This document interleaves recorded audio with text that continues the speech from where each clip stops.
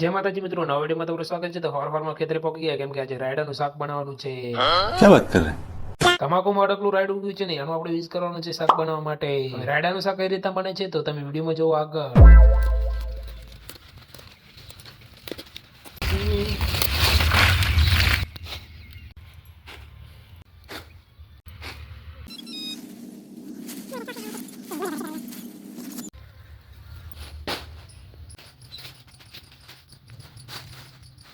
પહેલા તો રાયડાને કટિંગ કરી નાખવાનું છે।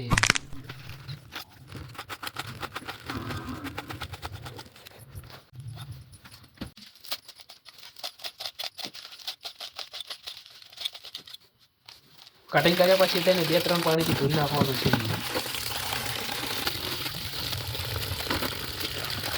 ગેસ હેઠળ ચૂલા ઉપર તપેલું મૂકીને રાયડું નાખી દેવાનું છે ને એમાં પાણી નથી રેડવાનું।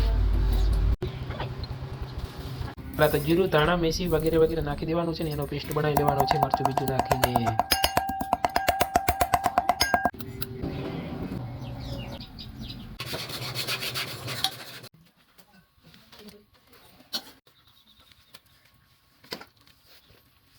રાયડું સડી રહ્યા પછી બહાર કાઢી દેવાનું ને એમાં નાખી દેવાનું થોડું ઠંડુ પાણી। હાથ વડે આખા રાયડામાંથી પાણી કાઢી દેવાનું।